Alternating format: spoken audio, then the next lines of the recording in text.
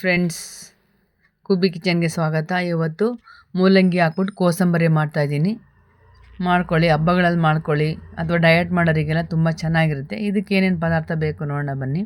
ಅರ್ಧ ಬೌಲಷ್ಟು ಮೂಲಂಗಿ ತುರಿದಿಟ್ಕೊಂಡಿದ್ದೀನಿ, ಒಂದು ಅರ್ಧ ಬೌಲಷ್ಟು ಸೌತೆಕಾಯಿ, ಸ್ವಲ್ಪ ಕೊತ್ತಂಬರಿ ಸೊಪ್ಪು, ಒಂದು ಬೌಲಷ್ಟು ನೆನೆಸಿರ್ತಕ್ಕಂಥ ಹೆಸರು ಬೇಳೆ, ಒಂದು ಅರ್ಧ ಬೌಲಷ್ಟು ಈರುಳ್ಳಿ, ಚಿಕ್ಕ ಚಿಕ್ಕದಾಗಿ ಒಂದು ಹಸಿಮೆಣಸಿಕಾಯಿ ಕಟ್ ಮಾಡಿ ಇಟ್ಕೊಂಡಿದ್ದೀನಿ. ಆಮೇಲೆ ಒಂದು ಅರ್ಧ ಬೌಲಷ್ಟು ತುರಿದಿರ್ತಕ್ಕಂಥ ತೆಂಗಿನಕಾಯಿ.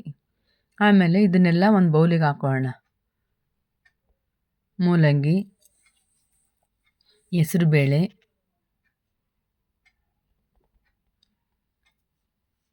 ಸೌತೆಕಾಯಿ, ತೆಂಗಿನಕಾಯಿ ತುರಿ,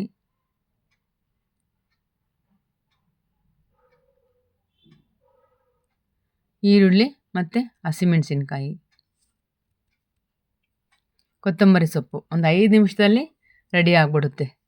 ಡಯಟ್ ಮಾಡೋರಿಗಂತೂ ಮಾಡಿಸಿದಂಥ ರೆಸಿಪಿ. ಮಧ್ಯಾಹ್ನ ಹೊತ್ತು ಒಂದು ಬೌಲ್ ಅಷ್ಟು ತಿಂದರೆ ಸಾಕು. ಈಗ ರುಚಿಗೆ ತಕ್ಕಷ್ಟು ಉಪ್ಪು ಹಾಕೋಣ. ಆಮೇಲೆ ಈಗ ಒಂದು ಚಿಕ್ಕ ಚೌಟು ಸಹಾಯದಿಂದ 2 ಸ್ಪೂನ್ ಎಣ್ಣೆ ಹಾಕಿದ್ದೀನಿ.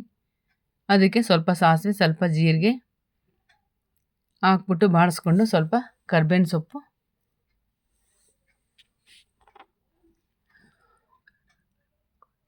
ಒಗ್ಗರಣೆ ಹಾಕಬೇಕು ಅಂತ ಏನಿಲ್ಲ, ಸ್ವಲ್ಪ ಹಿಂಗೆ ಹಾಕ್ಕೊಂಡಿದ್ದೀನಿ. ಹಾಗೇನು ತಿನ್ಬೋದು, ರುಚಿ ಹೆಚ್ಚುತ್ತೆ ಸ್ವಲ್ಪ ಒಗ್ಗರಣೆ ಹಾಕಿದ್ರೆ. ಈಗ ಈ ಒಗ್ಗರಣೆನ ಈ ಕೋಸಂಬರಿ ಎಲ್ಲ ಮಿಕ್ಸ್ ಇದೆಯಲ್ಲ ಇದಕ್ಕೆ ಹಾಕ್ಕೊಂಡು ನೀಟಾಗಿ ಮಿಕ್ಸ್ ಮಾಡ್ಕೋಬೇಕು. ಚೆನ್ನಾಗೆಲ್ಲ ಉಪ್ಪು, ಒಗ್ಗರಣೆ ಎಲ್ಲ ಪದಾರ್ಥಗಳು ನೀಟಾಗಿ ಮಿಕ್ಸ್ ಆಗಬೇಕು. ನಾವು ಹಬ್ಬಗಳಲ್ಲಿ ಈ ಥರ ಮಾಡಿದ್ರೆ ತುಂಬ ಚೆನ್ನಾಗಿರುತ್ತೆ. ಮೂಲಂಗಿ ಹಸಿದಾಗಿ ತಿನ್ನೋಕ್ಕಾಗಲ್ಲ, ಕೆಲವರು ಸಾರಲ್ಲೂ ಇಷ್ಟಪಡಲ್ಲ. ಈ ಥರ ಮಾಡ್ಕೊಂಡ್ರೆ ತುಂಬ ಚೆನ್ನಾಗಿರುತ್ತೆ. ಮಾಡ್ಕೊಳ್ಳಿ, ಹಬ್ಬಗಳಲ್ಲಿ ಸೈಡ್ ಡಿಶ್ ಆಗಿ ಮಾಡ್ಕೋಬೋದು, ತುಂಬ ಚೆನ್ನಾಗಿರುತ್ತೆ. ಡಯಟ್ ಮಾಡೋರಿಗಂತೂ ಮಾಡಿಸಿದಂಥ ರೆಸಿಪಿ ತುಂಬ ಚೆನ್ನಾಗಿರುತ್ತೆ. ಡೈಜೆಷನ್, ನಾವು ಹಬ್ಬಗಳಲ್ಲಿ ಹೊಟ್ಟೆ ತುಂಬ ಊಟ ಮಾಡಿರ್ತೀವಿ, ಅಥವಾ ಮದುವೆಗಳಲ್ಲಿ ಅಲ್ಲಿ ಇಲ್ಲಿ ಹೊಟ್ಟೆ ತುಂಬ ಊಟ ಮಾಡಿರ್ತೀವ, ಜೀರ್ಣ ಆಗಿರಲ್ಲ. ಈ ಥರ ಒಂದು ಬೌಲಷ್ಟು ಮಾಡಿಕೊಂಡು ತಿಂದರೆ ತುಂಬ ಚೆನ್ನಾಗಿ ಜೀರ್ಣ ಆಗುತ್ತೆ. ಈ ವಿಡಿಯೋ ಇಷ್ಟ ಆದರೆ ಲೈಕ್ ಮಾಡಿ, ಶೇರ್ ಮಾಡಿ, ಸಬ್ಸ್ಕ್ರೈಬ್ ಮಾತ್ರ ಮರಿಬೇಡಿ.